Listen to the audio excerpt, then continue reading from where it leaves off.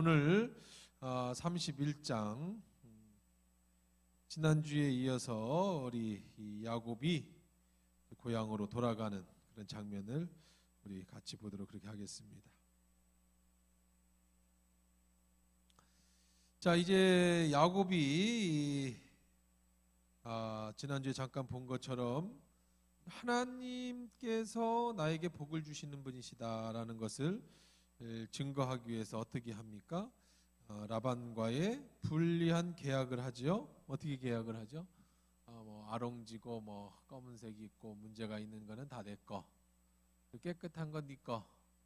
그래서 이제 야곱이 여러 가지 잔꾀를 냅니다. 살구나무, 신풍나무를 좀 엮어가지고 버드나무 엮어서 이제 짝짓기를 할 때 그 앞에다 보여주고, 튼튼한 거는 보여줘서 튼튼한 양 얼룩무늬를 낳게 하고, 그 다음에 좀 안 튼튼해 보이는 건 그냥 안 보여줘서 비실한 거는 깨끗한 털이 나오게 하고.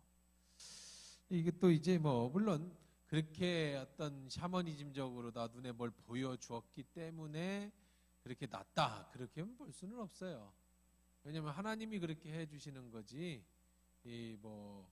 그렇게 샤머니즘적으로 미신적으로 뭘 했기 때문에 된 것은 아니라는 거예요. 그러나 그가 늘 고백하듯이 그렇게 해서 낫게 해주시는 것은 하나님이시다.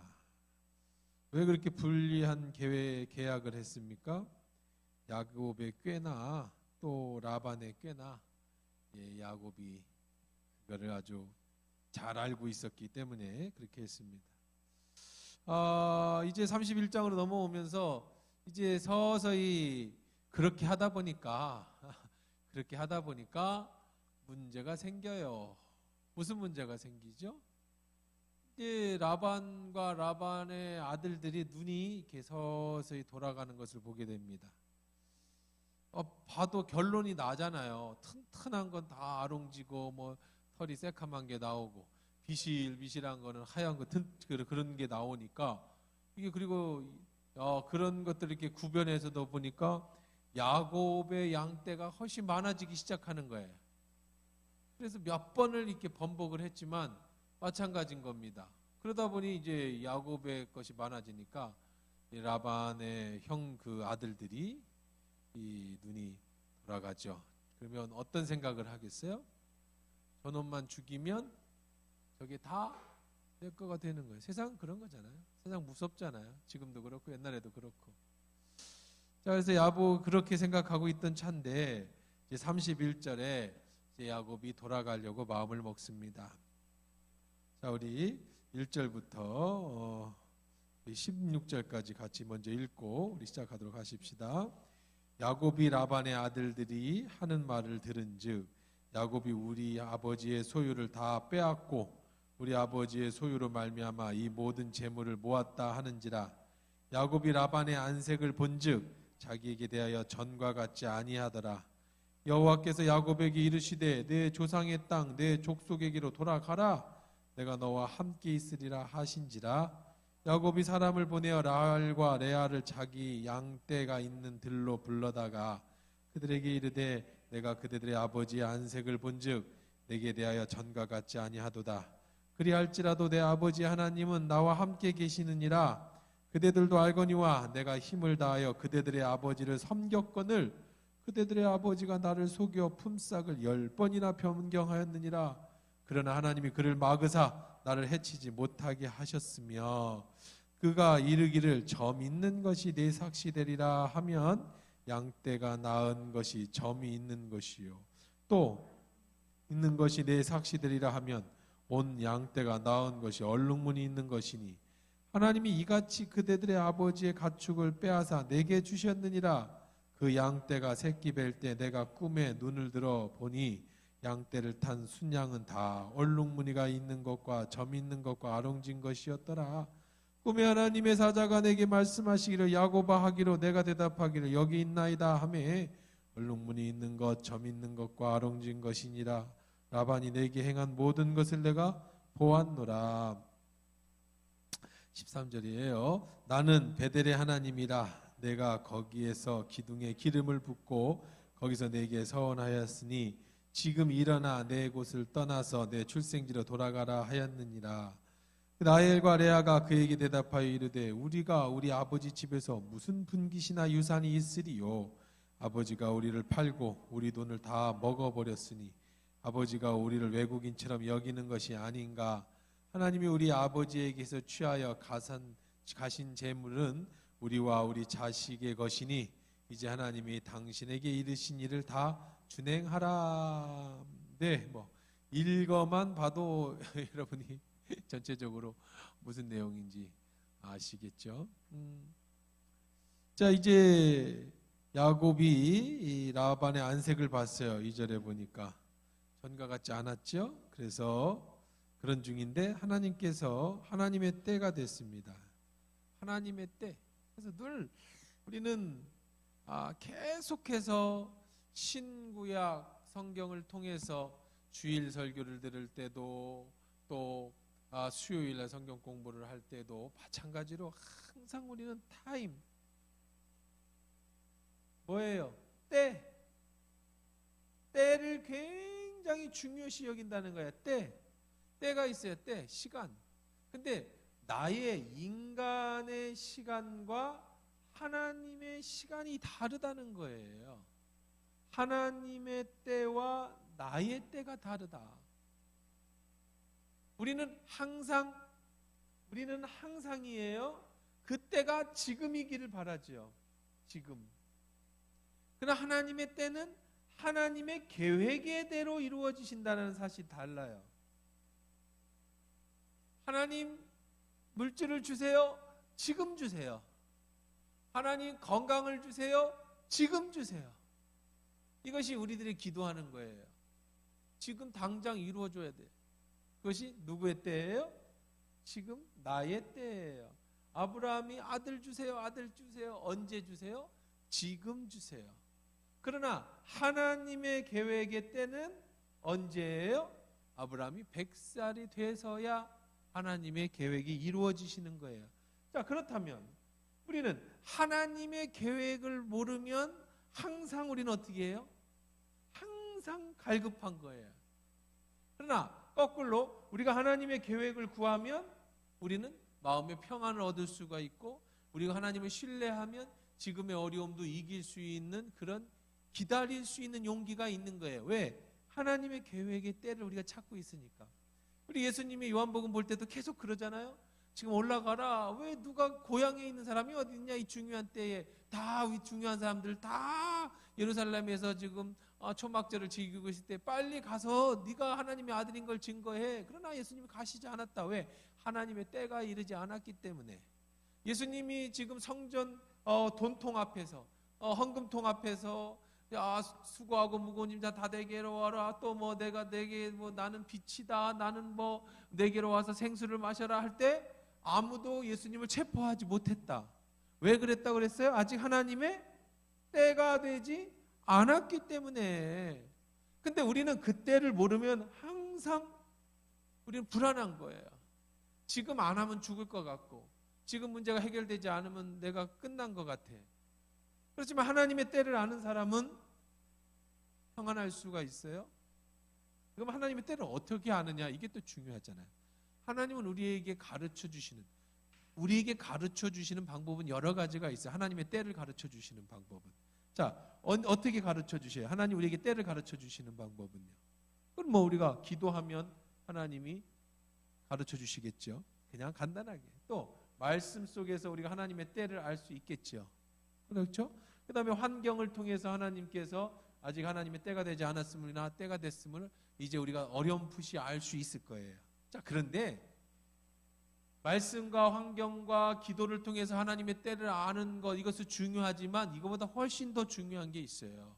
그게 뭐냐면 하나님의 때가 있다라는 사실을 믿음으로써 고백하는 거예요. 믿는 거예요. 뭘 믿어요? 하나님의 때가 되면 날 지켜주실 것이다. 하나님의 때가 되면 문제를 해결해 주실 것이다. 하나님의 때가 되면 반드시 일으켜 주실 것이다 라고 하는 것을 뭐 하는 거예요? 믿음으로 고백할 수 있어야 돼. 그 믿음은 바로 우리를 뭐 할 수 있게 해줘요? 기다릴 수 있어요. 기다릴 수 있게 돼요. 이 기다리는 걸 갖다가 뭐라고 하는 거예요? 전문 용어로 인내라고 하는 거죠. 인내. 인내할 수 있는 거예요. 어떻게 할 때 우리는 인내할 수 있어요? 하나님을 믿을 때. 하나님의 때가 있음을 믿을 때 우리는 인내할 수 있어요. 그러니까 여러분, 우리 신앙은요, 조금 여유가 있어야 돼. 하나님이 내게 제일 좋은 것을 주신다라고 하는 확신 속에 너무 조급해하지 마시고요. 조금 애가 말 안 듣고 그러면 그러지 말고 좀 기다리세요. 애가 조금 하는 일이 안 되고 그럴 때 너무 조급해하지 말고 그냥 좀 기다리세요. 여러분이 꼭 그렇게 꿈꿨는 게 안 될 때 너무 조급해하지 말고 좀 기다리세요. 여유를 가질 수 있어야 돼요. 어떻게 할 때 여유가 가져요? 믿을 때 여유가 가지는 거예요. 하나님을 믿을 때 우리에게 여유가 생겨요. 근데 이거는요, 나이하고도 연관이 있는 것 같아요. 나이라고 얘기할 수도 있겠고, 좀 좋은 걸로 하면 연륜이라고 얘기할 수도 있겠죠. 신앙의 연륜이라고 할 수도 있겠지만, 언제 조급하냐면 주로 젊어서 조급해. 젊으면 이렇게만 조급해요. 뭔가를 이루어야 될 것 같고 젊었을 때는. 근데 나이가 들어보면은요, 제 경험도 그래요. 나이가 들어갈수록 조금 여유가 생기는 것 같아요. 뭐 포기라고 할 수도 있겠고, 해봤는데 잘 안 되는 것일 수도 있겠고, 뭐 여러 가지 이유일 수가 있겠는데, 어쨌든 우리의 신앙의 연륜이 필요한 것 같아요. 왜? 이 연륜 속에는 또 좋은 걸로 얘기하면 내 경험 속에서 되는 것도 있고 안 되는 것도 있고, 되는 것도 없고 안 되는 것도 없는 그런 우리들의 삶을 좀 쭉 살아가다 보면 그제서야 그래, 내 힘으로 안 되는구나, 하나님을 의지하니까 되는구나라는 것을 몇 번의 경험을 통해서 알게 되면 좀 조급함이 좀 사라지죠. 근데 이제 젊어서는요, 좀 그게 잘 안 돼요. 뭔가를 이루어야 될 것 같고, 열정을 좀 내야 될 것 같고. 자, 그러면 지금 이런 측면에서 본다고 한다면 지금 야곱을 이런 측면에서 보면 많이 바뀌었죠. 그렇죠? 어떻게 바뀌었어요? 처음에는 지금 하나님의 때나 계획, 말씀과 기도 환경을 통해서 하나님의 때를 찾았어요? 못 찾았어요? 야곱은요? 전혀 못 찾았어요. 어떻게 하려고 그랬죠? 자기의 때, 지금 형의 장자권을 뺏어야 돼. 그렇죠? 지금 이 문제를 해결해야 돼. 지금 아버지가 막 축복해야 될 때 아버지가 곧 돌아가실 것 같아. 그래서 막 축복 기도를 지금 받아야 될 것 같아. 아버지 아직도 안 죽었어요. 이삭이 아직도 안 죽었다니까. 20년이 지났는데 안 죽었어. 근데 지금 막 축복권을 뺏어야 될 것 같아. 지금 막 그 장자권을 뺏어갖고 도망쳐야 될 것 같고 막. 그래서 어떻게 해요? 하나님의 때를 모르니까, 하나님의 타임을 모르니까 내 때를 만들죠. 어떻게 만들어요? 형 가서 좀 사냥하러 간 사이에 내가 막 요리를 엄마가 만들어갖고 막 여기다가 뭐 털을 붙여갖고, 전혀 하나님의 방법이 아니에요. 인간의 방법이에요. 그랬던 야곱이 이제 어떻게 돼요? 우리 한번 읽어보세요. 오늘 3절입니다. 시작. 여호와께서 야곱에게 이르시되 내 조상의 땅 내 족속으로 돌아가라, 내가 너와 함께 있으리라 하시니. 이제는 뭐 할 줄 알아요? 큰일 났네, 라반의 안색이 바뀌었네, 빨리 도망가야지. 그래요? 아니면 하나님이 말씀하실 때까지 기다려요? 하나님 말씀하실 때까지 기다리잖아요. 이 변화된 거예요. 바뀌는 거예요. 사람들 그래요. 뭐 변화돼서 무슨 의미가 있어요? 그런데요, 우리가 나이 들면 늙을 거고 늙으면 죽을 건데 뭘 변화돼요? 그냥 살면 되지, 이렇게 생각하실 수 있어요. 노인병원에 가보면 다 치매 걸려가지고 할머니들 뭘 그렇게 변화되려고 애써. 어차피 늙으면 치매 걸리고 늙으면 다 그렇게 될 건데 뭘 부디하게 그렇게 할 거 뭐 있어? 라고 하는데요, 전혀 그렇지 않아요. 왜요? 우리의 이런 변화된 모습과 성품을 가지고 그대로 하나님 나라에 가서 하나님 앞에서 우리가 상급을 받게 되고, 그 변화된 모습만큼 우리가 하나님에게 주시는 그런 땅을 기업으로 받게 되는 거예요. 그러면 치매 걸려요. 그거는 육신이 치매를 걸리는 거예요. 육신은 죽어요. 우리의 영을 얘기하는 거예요. 우리가 그런 과정 속에서 우리의 변화는 계속 돼야 돼요. 언제까지? 우리 육체가 치매 걸리기 전까지, 우리가 주님 만나기 전까지 우리는 계속 변화시켜 가야 돼요. 계속 누구를 알아가야 돼요? 하나님을 알아가야 돼요. 계속 우리는 하나님의 때를 찾아야 돼요. 그럼 어차피 죽을 건데, 어차피 병 걸릴 건데요? 아니요. 육체가 그런 거죠. 영혼은 우리 하나님 나라에 가서 변화된 모습만큼 여러분이 상급을 주시는 거니까 우리들의 목적이 뭐여야 되는 거냐면 이 땅에서 잘 먹고 잘 사는 것이 여러분의 목적이 돼서는 안 돼요. 우리가 새벽 예배 오늘 산상수훈에서 예수님께서 천국 복음에 대해서 얘기해요. 팔복에 대해서 얘기하잖아요. 시메온이 극마하이, 심령이 가난한 자, 애통하는 자, 온유한 자, 의에 줄이고 목마른 자, 긍휼히 여기는 자, 마음이 청결한 자, 의를 위하여 핍박받는 자. 우리들이 세상에서 볼 때 복이 아니에요. 그건 저주지요. 애통하는 게 어떻게 복이에요? 어떻게 핍박받는 게 복이에요? 어떻게 가난한 게 복이에요? 하지만 그런 자가 복이 있다? 어디에서 상급을 받을 거니까? 천국에서 상급을 받을 거니까. 그러니까 이 땅에서는 우리는 계속 야곱과 같이 변화되어져 가는 과정 속에 살아가는 거예요. 우리는 계속 변화돼야 돼요. 죽을 때까지 변화돼야 돼. 많은 부분에 있어서, 많은 영역에 있어서. 그러니까 우리는 계속 우리가 점검을 해봐야죠. 뭘 점검해봐야죠? 내가 지금 변화되고 있는가 점검해야 돼. 악해지면 안 돼요. 젊어서부터 더 죄 속으로 빨려 들어가면 안 돼요. 우리는 자꾸 하나님의 빛으로 나가야 돼요. 우리는 자꾸 세상의 소금처럼 우리가 빛을 잃어버리지 않고 소금의 짠맛을 잃어버리지 않는 세상으로 들어가야 되는 거예요. 그렇게 지금 야곱이 변화되는 것처럼. 그런 변화 속에서 야곱은 뭘 알게 됐느냐? 하나님의 타임과 하나님의 때를 기다릴 수 있는 인내의 믿음을 갖게 된 것처럼 우리도 이런 일련의 과정 속에서 하나님은 우리에게 계속 시험해 주시고 우리를 훈련시켜 주고 계세요. 여러분이 지금 코로나 때문에 어려우면 경제적인 훈련을 받을 수 있겠고요. 어쩌면 관계의 훈련을 받을 수 있겠고요. 어쩌면 여러분이 지금 여러분이 평상시에 하나님을 신뢰하지 못하는 어떤 영역의 훈련을 받을 수 있어요. 그 훈련을 받는 이유는 뭐냐면 계속해서 훈련을 통해 나를 단련시켜가면서 뭐를 알게 하기 위하냐면 하나님을 기다릴 수 있는 믿음과 하나님의 때를 기다릴 줄 아는 그 훈련을 계속 받고 있고 그렇게 성장해 가고 있는, 하나도 우리에게는 버릴 것이 없어요. 어려움도 버릴 게 없어요. 오히려 어려움은 우리에게 하나님을 더 알아가게 하는 좋은 훈련의 기회가 되는 것이기 때문에. 야곱이 힘들었지 않았겠어요? 지금 10번이나 번복을 하는 그런 와중에도 그런 하나님을 신뢰하는 훈련을 하고 있어요. 어떻게 신뢰했는가 한번 보세요. 야곱이 레아와 야곱을 몰래 불렀어요. 들에다가. 자, 뭐 그냥 갑니까? 하나님 가르쳐 그냥 누구 데리고 가야 돼요? 마누라 데리고 가야지. 자식 데려가야지. 그냥 갑니까? 그러면 데려가기 전에 의사를 물어야지. 라헬과 레아는 누구 딸이에요? 라반 딸이잖아요. 지금 누구를 배신해서 도망가자는 거예요? 라반을 배신해서 도망가자는 거잖아요. 그럼 누구 얘기를 들어야 돼? 마누라 얘기 들어봐야 될 거 아니에요. 그래서 이제 부릅니다. 이제 불러서 얘기합니다.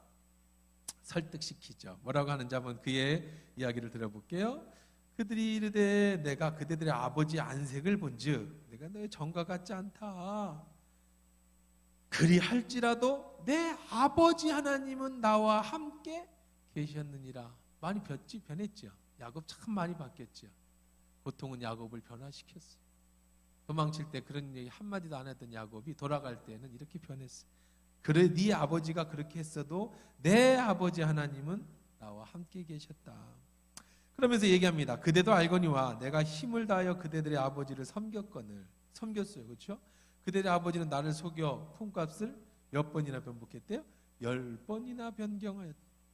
그러나 하나님이 그를 막으사 나를 해치지 못하게 하셨으며. 라반도 이거 보통 사람이 아니잖아요. 그렇죠? 잔깨가 자기 딸 팔아먹을 정도니까. 그런데 그런 위급한 속에서 야곱이 살았어요. 그렇지만 야곱 뭐라고 고백해요? 그 가운데서 하나님이 나를 보호하고 계셨다.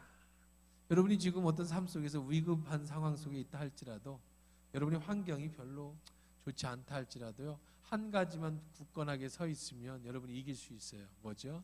하나님이 나와 함께 하신다는 그 확신만 있으면. 어떤 사람은요, 내가 보기에 정말 돈도 많고요, 환경도 좋고요, 주변 사람도 좋고요, 다 좋아요. 근데 그렇게 힘들어해요. 어떤 사람은요, 병도 있고요, 환경도 안 좋고요, 내가 볼 때도 어떻게 저렇게 사나 하는데 그 안에서 행복하려고 하고 그 안에서 기뻐하려고 하고 굳건하게 살아가는 사람이 있어요. 그건요, 환경의 문제가 아니에요. 그것은 하나님이 나와 함께 하신다라고 하는 신앙과 믿음의 문제인 거죠. 그래서 야곱은 그렇게 고백해요. 그래서 하나님이 그를 막으사 나를 해치지 못하게 하셨으며, 그렇게 얘기를 합니다. 그가 이르기를 점이 있는 것이 내 삭슬이라 하면 그 양떼는 나은 것은 점이 있는 것이요. 그렇죠? 하나님은 다 들으시고 하나님이 그렇게 딱딱딱 해주시더라. 얼룩무늬 있는 것이 되려면 얼룩무늬가 될 것이요, 하나님 이같이 그들의 아버지의 가축을 빼앗아 내게 주셨느니라. 하나님이 라반의 것을 뺏어서 내게 주셨다. 그 양떼가 내게 새끼 뵐 때 꿈에 들어보니 양떼 탄 수양이 다 얼룩무늬 있는 점이 있는 알롱진 것이었더라. 꿈에 하나님의 사자가, 이제 실질적인 얘기를 하는 거죠. 11절에 꿈에 하나님의 사자가 내게 말씀하기를 야곱아 하기로 내가 대답하기에 여기 있나이다 하매 이르시되 내 눈을 들어보라. 양떼를 탄 순양은 다 얼룩무늬 있는 점이 있는 것이라. 라반이 내게 행한 모든 것을 내가 보았느라. 하나님 뭐 하시는 분이라고요? 다 보고 계시는 분이에요. 신원하시는 분이라. 그러니까 여러분들 살면서 억울한 일을 당할 때 꼭 기억하세요. 하나님도 다 보고 계시는 거예요. 나 혼자 억울한 일을 당한다고 생각하지 마세요. 특히 주의 일 하다가, 교회 일 하다가 뭐 맨날 이런 생각 들 때 있죠. 나만 하는 것 같아. 저 사람 도와주지도 않고, 목장 리더 시켜놨더니 맨날 나한테만, 그 다음에 여전도 회장 시켜놨더니 맨날 나한테만, 교회 청소는 내가 다 하는 것 같아. 그럼 하지 마세요. 그런 얘기를 하려면 아예 하지 않으면 좋아. 반대로 생각해야죠. 나에게 이런 기회를 주실 수 있으니 얼마나 감사한가. 어디서 나 같은 자에게 하나님이 이런 기회를 주셨는가. 그리고 그런 억울한 일을 당하거나 누가 나를 그럴 때 하나님은 신원하시는 하나님이에요. 신원. 우리의 모든 것을 다 보고 계시는 하나님이라고. 그리고 옳고 그름을 하나님이 판단해 주실 거예요. 여러분이 판단하지 마세요. 그게 믿음이에요. 그러니까 우리가 늘 코람데오의 정신, 하나님 앞에서 신앙생활하고 하나님 앞에서 세상생활을 하고 1대1에 내가 하나님 앞에서 1대1의 독립자로서 서야 돼요. 내가 하나님 앞에서 1대1로 독립자로 서서 그 사역을 감당해야지. 내 눈이 주변에 돌아가는 순간, 내 눈이 옆 사람이 날 어떻게 판단할 거라는 것을 생각하는 순간, 내 눈이 다른 사람하고 비교하는 순간, 내 마음이 어느 순간 억울하다는 생각이 드는 순간 나는 독립자로서 하나님 앞에 서는 게 아니라 하나님과 내 사이에 사람이 막아버리는 거예요. 그럼 거긴 넘어지게 돼 있어. 그럼 쓰러지게 돼 있어. 그래서 이 야곱은 이 훈련을 통해서 그것을 깨닫게 됐죠.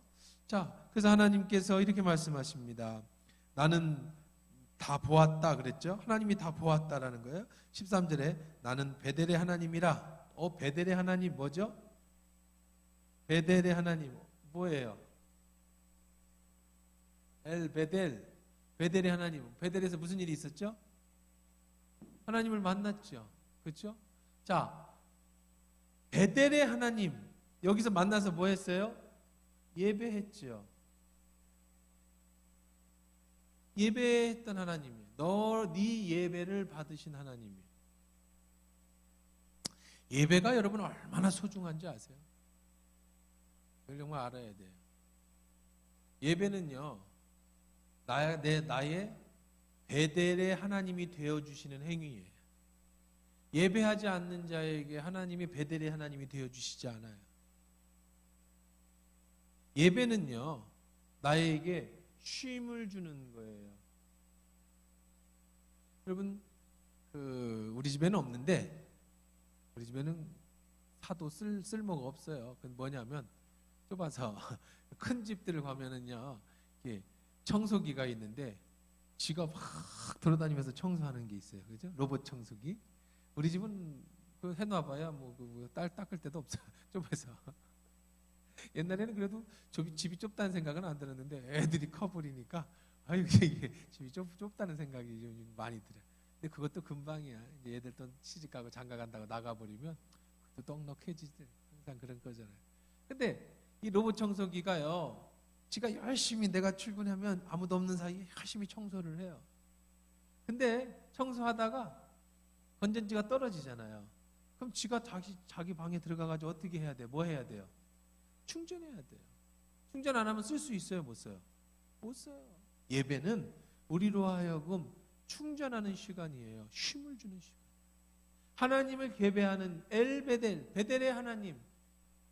정말 지쳐있던 야곱이 돌베개 베고 자면서 이제 나는 어떻게 되는 건가? 이 이리와 늑대와 밤에 이 추위와 싸우와 텐트도 없는 노숙을 하고 있는 이때에 하나님의 천사가 사닥다리로 오르락내리락 하는 그 하나님을 보면서 거기에 돈을 쌓고 제단을 쌓고 거기서 예배를 드렸을 때 만났던 그 하나님.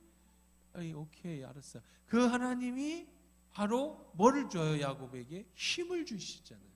다시 일어서서 걸어갈 수 있는 힘을 주잖아요. 충전해 준단 말이에요. 아무리 바빠도 우리는 주유소 가서 기름 넣어야 돼요. 나 바빠서 주유소 갈 시간이 없어요. 가면 어떻게 해야 돼요? 차가 서요. 마찬가지. 나는 바빠서 잘 시간이 없어요. 죽어요. 나는 바빠서 밥 먹을 시간이 없어요. 죽습니다.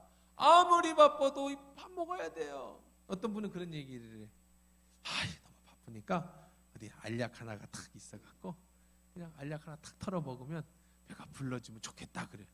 그 사람 진짜 불쌍한 사람이에요. 얼마나 인생을 그렇게 주님을 위해서 그렇게 살았다면 뭐 박수 쳐주겠지만 왜 그렇게 살아요? 먹는 기쁨이 얼마나 즐거운데, 먹는 기쁨이 얼마나 소중한 건데요. 가족끼리 오붓하게 앉아서 저녁 식사를 하며 이야기할 수 있는 그 기쁨은요, 그건 정말 하나님이 주신 축복이에요. 그걸 누리지 못하고 바빠서 알약 하나 먹고 살아간다고 한다면 그건 하나님이 주신 그 자유와 기쁨을 누리지 못하는, 그건 참 물론 뭐 주의 일 열심히 하면서 그런다면 뭐 박수 쳐주고 너무 고마운 일인데, 세상 일에 그렇게 바쁘다면 그건 어리석은 거죠. 하나님은 우리에게 축복을 주셨는데 그게 바로 뭐냐면 쉼이라고 하는 축복이에요. 쉼은 절대로 부정하거나 쉼을 여러분들이 그걸 나쁘게 여기시면 절대로 안 돼요. 쉬어줘야 됩니다. 우리 몸은 쉬게끔 하나님이 만드셨어요. 창조 때. 어떻게 만드셨죠? 안식일을 주시고 안식일에는 아무것도 하지 못하고 그저 하나님의 영광만 바라보고 쉬라고 말씀하셨어요. 그 쉼을 통해서 우리는 예배하게 되고 예배를 통해 우리는 재충전을 하게 되는 거예요. 그래서 야곱은 지금 베델의 하나님, 쉼을 통해서 다시 한번 나를 회복시켜 주시는 그 하나님을, 주일날 여러분 주일 예배 안 드려보세요. 지금 여러분 영상 예배로 드리시는 분들도 많이 느끼실 거예요. 영상 예배를 한 1년 지나면서 영상 예배만 드리시는 분들은요, 많이 지금 내 영이 많이 쇠약해졌다는 걸 아마 본인들이 영적인 사람이라는 걸 깨닫게 됩니다. 쉬운 게 아니에요. 하나님의 성전에 나와서 살아계신 하나님의 임재를 경험하고 말씀 속에서 내가 여기가 땅인지 하늘인지 모르게 지금 내가 하나님의 말씀을 듣고 목사님 설교를 듣고 있는데 내 영과 몸이 지금 하늘인지 땅인지 모르는 그 공허한 상태에서 하나님의 말씀을 만나는 그런 경험을 해보고 찬양 가운데 가슴에 벅차오르는 그 하나님의 뜨거움의 눈물을 흘려볼 줄 알고, 이런 엘베델의 하나님을 통해서 내가 재충전이 되고 다시 용기가 일어나고 내가 살아갈 수 있는 힘을 얻었을 때에 다시 앞으로 나아갈 수 있게 되는 거죠. 그냥 그런 것이 없이 그저 뭐 집에서 텔레비전을 보거나 뭐 아니면 드라마를 보면서 내 누워서 프로야구를 보면서, 뭐 프로야구도 못하나 요즘은, 뭐 그런 것들을 하면서 내가 쉰다고 했을 때 그것이 충전이 되는 게 아니라는 거죠. 자, 보세요. 하나님은 뭐라고 얘기를 하느냐. 13절에 나는 누구라고 얘기하고 있어요? 베델의 하나님이라고 얘기하고 있잖아요. 내가 거기서 기둥에 기름을 붓고 거기서 내게 선하였으니 지금 일어나 이곳을 떠나 내 출생지로 돌아가라. 이렇게 지금 일어나라 가라. 하나님 뭐 하고 계세요? 다시금 쉼을 통해, 예배를 통해 쉼을 주고 또 뭐를 줬어요? 돌아갈 수 있는 용기를 누구에게 주었어요? 야곱에게 주었어요. 이건 엄청난 용기예요. 도망치는 용기보다 돌아가는 용기가 더한 거예요. 왜죠? 지금 아버지를 속이고 형을 속였는데 다시 돌아가요? 도망치는 건 쉬워요. 여러분, 우리는 인생에서 도망치는 건 너무 쉬워요. 포기하는 건 너무 쉬워요. 여기 젊은 사람들이 많이 없지만 젊은이들의 정말 단점 중에 하나가 너무 쉽게 포기한다는 거예요. 요즘 젊은이들이 더 그런 것 같아요. 포기하는 건 너무 쉬워요. 하다 그만두는 건 너무 쉬워요. 하지만 다시 돌아가는 것은 너무 어려운 일이에요. 인내하고 끝까지 가는 것은요, 정말 어려운 일이에요. 저는 만약에 우리 요즘은 뭐 청소년들이나 이런 아이들을 만날 기회가 많이 없어요. 옛날에는 많이 있었는데 저도 이제 그 동네에서 은퇴를 하고 교회가 크지 않으니까 우리 뭐 청년들이나 이렇게 많이 없으니까. 그러나 그런 친구들에게 꼭 인생에 대해서 얘기해 주라고 하면 나는 정말 한 가지만 얘기해 주라고 한다면 저는 이 얘기를 꼭 해주고 싶어요. 무엇이 됐든 포기하지 말고 끝까지 해라. 왜 포기하냐면요, 희망이 없을 것 같아서 포기해요. 내가 이 길을 걸어가도 별로 희망이 없을 것 같아서 포기를 해요. 재미가 없어서 포기를 해요. 근데 그걸 포기하지 마세요. 그냥 나이가 들었든 늙었든 우리가 그냥 한 길을 가세요. 한 길을. 그 한 길을 가게 되면 매니아가 되는 거고 나중에는 전문가가 되고 달인이 되는 거예요. 그냥 길거리에서 뭐 도너츠를 만드는 거라도 이거 뭐 도너츠 만들어서 몇 푼이나 벌어 막 그냥 도너츠 30년을 만들면요 생활의 달인이 되는 거예요.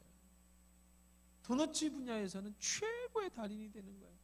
근데 하나님은요, 하나님을 사랑하는 자녀가 그렇게 인내를 가지고 길게 하면 반드시 언젠가는 그것이 빛을 보게 해주세요.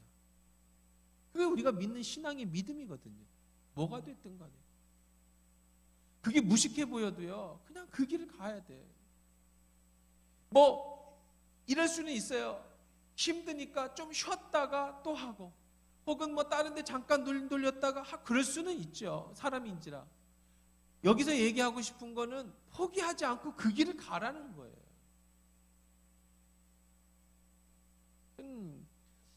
전 제 경험으로 봤을 때 저는 어렸을 때 인내가 없었어요. 제가 생각할 때 저 스스로가 나는 크면서 20대 뭐 10대 때 이런 생각을 하면서 아우 나는 정말 인내가 없다. 나한테 부족한 건 인내심이다. 난 쉽게 포기해. 뭐든지 쉽게 포기해.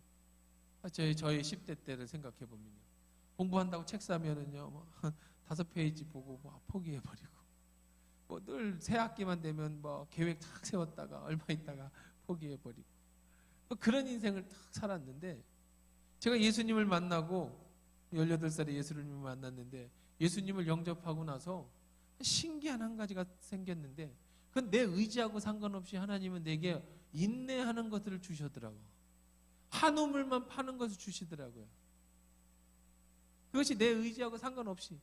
그러고 나서 보니까, 지금 내 삶을 뒤돌아보니까 뭐든지 오래 팔면 거기 해답이 있어요. 그래서 저는 뭐든지 그냥 성품이 그렇게 됐는데 뭐 새로운 걸 별로 안 좋아해요. 아니 젊어서는 뭐 새로운 걸 창조하고 뭐 개척하고 이런 건 좋아하는데, 그냥 내 자신에 대해서 옷도 이게 그냥 마음에 꽂혔다. 이거 많이 입어.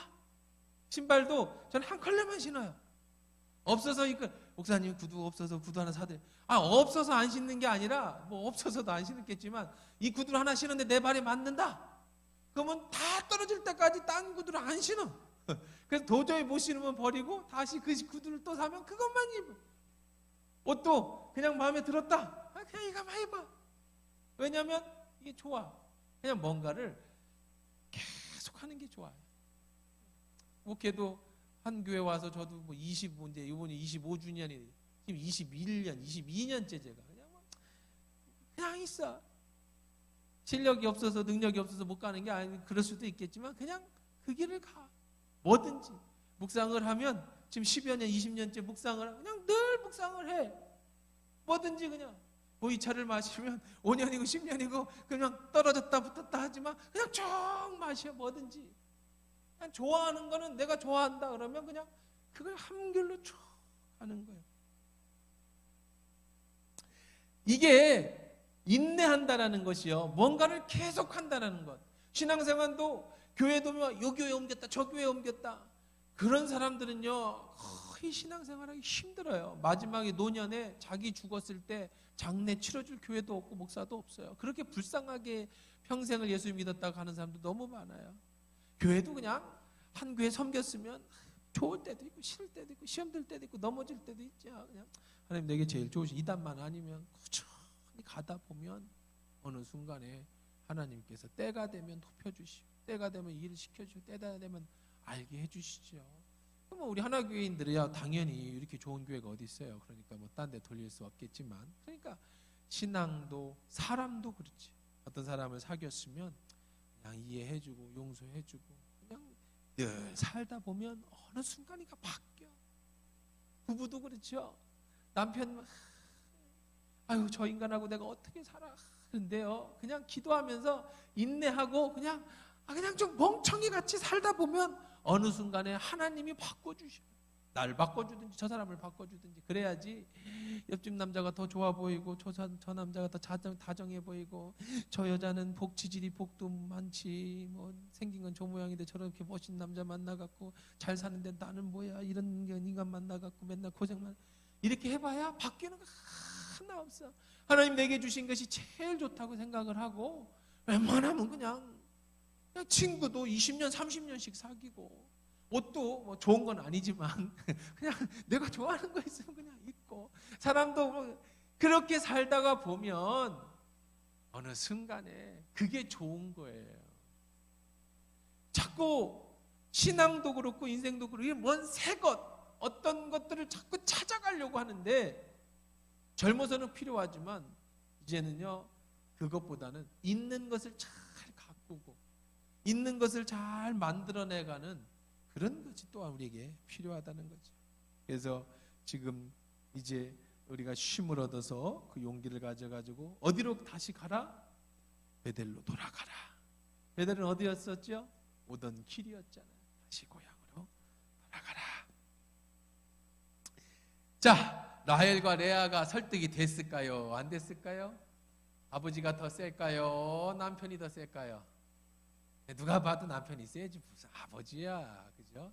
시집가고 장가가고 남편이지 부인이지 뭐 누가 아버지한테 그런 사람 거의 없어요. 자, 라헬과 레아가 뭐라고 하는지 들어봅시다.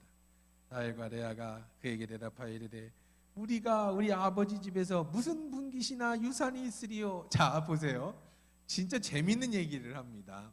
나 여기 무슨 유산이냐 분깃이 있냐, 당신 따라 나왔는데. 자 15절 읽어봅시다.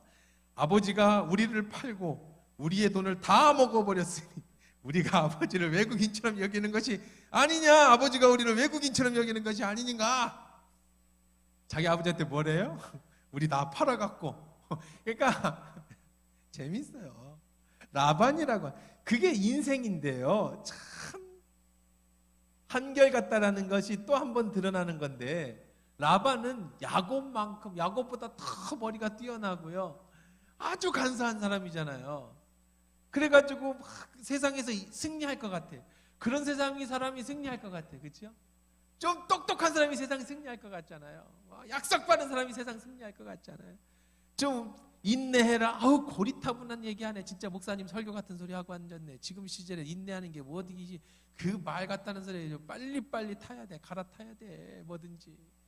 지금 뭐 이 남자가 싫으면 빨리 이혼하고 딴 남자 만나서 내 인생을 행복을 차지하지. 저 인간하고 어떻게 남은 인생을 살아. 지금 목사님 같은 소리 하고 있거든. 또 뭐 아이고 지금 이 교회가 힘든데 빨리 또 좋은 교회 찾아가서 해야지. 지금 내가 여기서 이 답답한데 내가 왜 일하고 있어.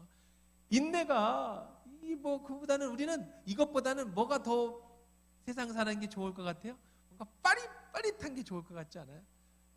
지혜롭게 잘 판단하는 게 좋을 것 같지 않아요? 그런데 라반은요, 이 야곱을 야곱을 얻으려고 사실 자기 딸들을 라헬, 레아와 라헬을 어떻게 했는지 우리 잘 알고 있잖아요, 그렇죠? 라헬을 넣어준다고 해놓고 레아를 넣어줘가지고 참 레아의 심령, 우리 지난번에 얘기했죠. 레아의 심정, 참 사랑하지도 않는 그 남편도 사랑하지도 않는, 사기쳐서 그 첫날 밤에 들어가서 자기가 라헬인 것처럼 숨기는 그 아픔. 저는 참 레아가 너무 불쌍해. 그래서 하나님이 다 갚아주셨잖아요. 그렇죠? 레아가 너무 불쌍해. 요즘 저도요 이제 50줄에 들었으니까 좀 제법 좀 여성 호르몬이 많이 나오는가 봐요. 불쌍한 게 너무 많이 텔레비전에서도 저는 옛날에는 불쌍한 사람들을 잘 안 봤어요. 뭐 보기 싫더라고. 불쌍하고 막 저 아프리카에서 못 먹어가지고 팔이 날아다니고 그러면 막 돌려버리고, 누가 병 들어갖고 막 항암 치료하는 거 보면 빨리 돌려버려. 아, 인생이 행복한 것도 많은데 저런 거 보냐. 근데 요즘은요, 그거 보면서 측은지심이라는 게 많이 생기고 눈물이 좀 많이, 저는 하나님 앞에 눈물을 흘려야 된다는 이런 주장이었거든요. 난 사람에게는 눈물 흘리지 않는다, 하나님 앞에만 눈물 흘린다, 이런 주장이었는데, 요즘은 좀 마음이 좀 애틋해지는 그런 거. 요즘은 레아를 제가 묵상하면서 레아에 대한 그 측은지심이 많이 느껴져. 우리는 라헬, 지난번에 했지만 라헬이 주인공인 것 같지만 라헬이 주인공이 아니에요. 레아가 주인공이라고. 아니 진짜 자기 창피하게 동생 시집가는 남편한테 그래, 자기가 몰래 자기가 라헬인 것처럼 들어가서 작전 다 세웠을 거 아니야. 너 아무 소리도 하지 마, 숨도 쉬지 마, 첫날밤 치를 때까지 네가 라헬인 것처럼 행동해야 돼. 그게 인생입니까? 남자를 그렇게 해서 얻고 싶어요? 그게 삶이에요? 돌아와서는 깨닫고 나가지고 이 야곱이 레아를 볼 때 어떻게 쳐다봤겠어요? 벌레 보듯 하지 않았겠어요? 내가 사랑하는 건 라헬인데 네가 왜 갑자기 라헬인 흉내를 내가지고. 그러니까 라헬은요, 또 레아는요, 남편 사랑 하룻밤이라도 받고 싶어서 라헬에게 레아는요 합 한 채 주어가면서 남편 한번 사오고, 이런 불쌍한 인생. 그런데요, 그런 불쌍한 인생이 누가 다 계획을 세웠느냐? 라반이 세웠어요. 라반이 이긴 것 같아요. 라반이 그렇게 해서 야곱을 잡아놓은 것 같아요. 그래가지고 라반이 레아를 시집 보낸 것 같아요. 근데 레아는 이렇게 얘기해요. 우리 아버지가, 저 인간이, 저 사람이 말이야 우리를 팔아먹고, 어떻게 얘기하고 있어? 자기를 팔아먹고. 무슨 아버지에게 내게 분깃이 있겠냐?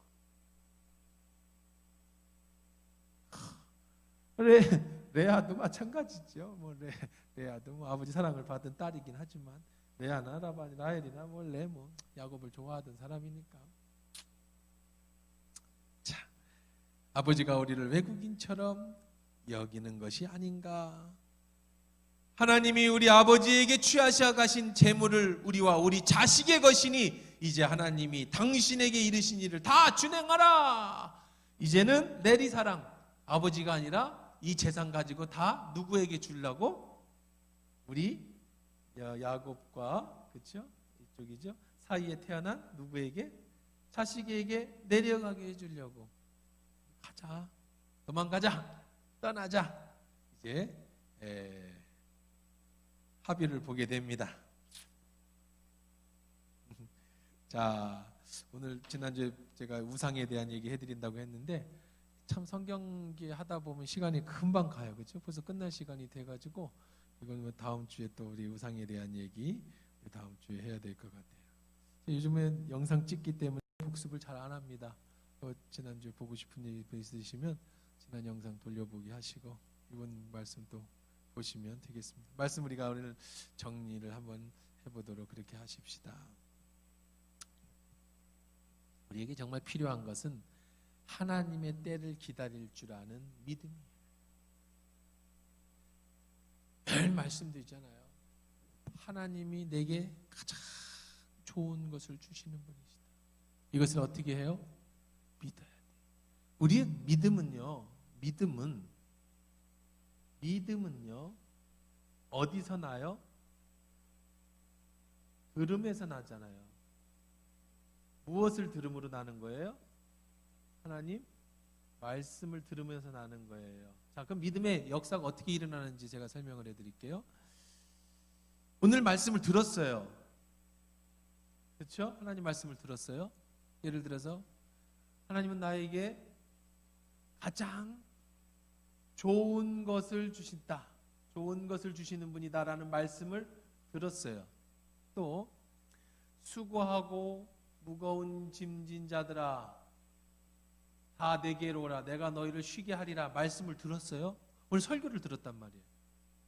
예배가 얼마나 중요한, 말씀을 듣는 게 얼마나 중요한 건지, 여러분이 왜 수요 예배에 참석하셔야 되는지, 왜 말씀을 들어야 되는지 자, 말씀을 들었어요. 말씀을 들으면은요, 그것이 들음으로 우리의 믿음이라고 하는 우리 마음에 그것이 차곡 쌓아집니다. 그렇다고 역사가 일어나는 건 아니에요. 30년 말씀을 들으면 별의별 말씀을 다 들었겠죠. 그렇죠? 수천 수만 가지 말씀을 들었죠. 그럼 이게 믿음으로 어떻게 역사가 이루어지느냐면, 어떤 역사가 일어나면, 이거를 믿음으로, 이 들음으로 알았어요. 뭐를 알았어요? 들음으로 하나님의 말씀을 알았어요. 이 알고 있는 것이 우리 인생을 살다 보면 부딪힐 때가 있어요. 이 말씀이 적용되어질 때가 생기는 거예요. 예를 들면 지금 너무 힘들어요, 인생이. 내 어깨에 너무 많은 것들을 무거운 짐이 얹혀졌어요. 우리는 수고하고 무거운 짐 자다 내게 내오리라는 말씀을 들어서 알았어요. 하나님이 가장 좋은 것을 주신다는 걸 들어서 알았어요. 그런데 알고 있다가 어느 순간인가 진짜 내 인생에 무거운 짐을 정말 느낄 때가 있어요. 그때 이 알고 있던 것이 믿음으로 내려오는 거예요.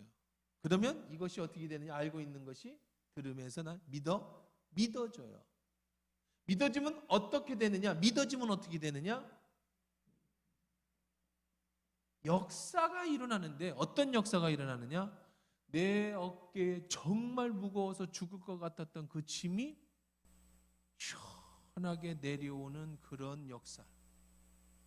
하나님 내게 가장 좋은 것을 주신다라는 말씀을 들어서 알고 있었는데 그 고통 속에서 너무 힘든 와중에 어느 순간인가 하나님이 그 알았던 것이 내 믿음의 역사를 일으켜서, 그렇지, 하나님이 이 고통도 나에게 필요하니까 주시는 거겠지, 그래 감사하자라고 하면서 갑자기 알고 있던 모든 것을 합력하여 선을 이루시는 하나님, 너에게 감사함으로 아뢰면 너의 모든 지각에 뛰어난 하나님이 너의 생각을 지키시리라는 그 말씀을 알던 것이 떠오르면서 나의 염려와 근심이 감사로 바뀌게 될 때 갑자기 내 속에 있었던 어려움의 문제가 쑥 하고 빠져나가는 것을 느끼게 되는, 이런 믿음에 뭐가 이루어지는 거예요? 역사가 이루어지는 거예요. 이렇게 믿음은 역사를 이루어져요. 그러니까 우선은 알아야 돼. 말씀을 많이 집어넣어줘야 돼. 그리고 그 집어넣은 말씀이 하나님의 훈련 시간이 되면, 하나님이 가르쳐 줄 때가 되면 그 믿음 속에서 내 안에서 역사가 일어나기 시작하고, 그런 역사의 믿음의 이런 모든 것들 하나로 뭐가 될 때, 경험되어질 때 우리는 누구를 알게 되는 거냐? 그때서야 비로소 하나님을 알게 되는 거예요. 하나님 말씀이 살아있다라는 것을 그 경험을 통해서 알게 되는 거예요. 그 말씀을 믿음의 속에서 역사할 때, 아, 하나님의 말씀은 정말이구나라는 걸 그때 알게 되는 거예요. 안다고 해서, 이 모든 말씀을 들었다고 해서 내가 아는 게 아니에요. 제가 수고하고 무거운 짐 자 다 내게 오라, 제가 30년을 여러분에게 설교했다고 해서 정말 내 무거운 짐이 벗어지는 게 아니에요. 저도 어느 순간인가 무거운 짐이 너무 눌려 있어서 하나님 앞에 기도하는 순간 그 하나님이 내가 알게 해주셨던 그 말씀이 내게 믿어질 때, 갑자기 내가 확실히 믿어질 때 내 무거운 짐이 벗어지는 그런 나의 경험이 되게 되고, 그 경험을 통해서 욥이 내가 지금까지는 하나님의 귀로 들었었나 내가 이제 눈으로 하나님을 보게 되었습니다라고 하는, 내가 알고 있는 그 말씀이 나의 삶에 경험되어져서 하나님으로 깨닫게 되는 역사. 그럴 때 비로소 우리는 하나님을 알게 되는 거죠. 그때 말씀이 능력이 되고 그때 말씀이 역사가 되는 거예요. 만약에 그 말씀을 몰랐다면 나는 그 무거운 짐에 눌러 죽을 수 있어요. 나는 그 말씀을 몰랐다면 내가 놀라서 죽을 수 있어요. 내가 그 말씀을 몰랐다면 나는 그 인생의 힘든 인생에서 바닥에서 헤매면서 남은 인생이 정말 비참하게 끝날 수 있는 건데, 그 말씀을 알았기 때문에 그 말씀이 나를 일으켜 세워요. 그 말씀이 나로 살아갈 수 있는 힘이 되는 거예요. 엘베델의 하나님, 예배할 때 하나님은 나에게 쉼을 주시고, 그 하나님의 말씀을 통해서 나에게 용기를 주시고, 그 하나님의 말씀을 통해서 나를 살아가게 해주시는 그런 힘이 되는 거죠. 그래서 야곱은 그렇게 하나님을 고백하게 됩니다. 그렇게 될 때 야곱은 인내하는 것을 몇 번을 통해서 연륜의 신앙의 이런 경험을 통해서 비로소 하나님을 기다릴 줄 아는, 하나님의 때를 기다릴 줄 아는 사람으로 성숙되어져 가는 거예요. 우리의 신앙이 성숙되어져 가는 거예요. 흔들리지 않는 사람으로, 흔들리지 않는 믿음으로 굳건하게 서게 되는 것이죠. 자, 이제 야곱이 자기 아내도 설득했습니다. 이제 가자, 들어가자. 하나님 때를 얻었으니까 인간의 때를 찾아야죠. 언제가 도망가는 게 제일 좋을까? 그래서 야곱은 나 도망갈 날짜를 정합니다. 그리고 이제 도망가면 도망간다고 되는 거예요? 누가 쫓아와요? 라반과 그 아들들이 쫓아올 거 아니에요. 그 위기를 어떻게 이길까? 그 위기는 어떻게 이길 수 있을까? 두 번째, 간다고 해서 그냥 갑니까? 형이 지금 또 400명을 거느리고 저 야복강 넘어서 오기만 하라 이놈 내가 죽여버린다. 그리고 기다리고 있네요. 그 문제는 또 어떻게 이길까? 지난주에 잠깐 광고에 오늘 하려고 하다가 시간이 없어서 못했습니다. 라헬이 간사하게 또 그 아버지 딸이라고 또 드라빔을 훔쳐갖고 나왔네. 아버지 재산을 훔쳐갖고 나왔단 말이에요. 드라빔을 왜 훔쳐왔을까? 그리고 훔쳐온 것에 대해서 하나님은 어떻게 그를 보호해 주셨고 그것이 어떤 영향을 끼쳤을까? 이런 이야기들이 이제 다음 주에 또 이제 흥미진지하게 우리에게 이어져 갈 겁니다. 야곱의 인생이 우리의 인생과 별반 다를 게 없습니다. 라헬의 인생이 우리 인생과 다를 게 없어요. 레아의 인생이 우리 인생과 다를 게 없어요. 왜냐하면 이 땅에 살아가는 사람들은 다 똑같은 인생을 살기 때문에 그래요. 지혜로운 사람은 라헬을 통해 배우지요. 레아를 통해 배우지요. 야곱을 통해 배웁니다. 그들을 경험했던 하나님을 내가 경험하게 되고 그래서 우리도 야곱의 축복처럼 축복받는 삶이 될 줄 믿습니다.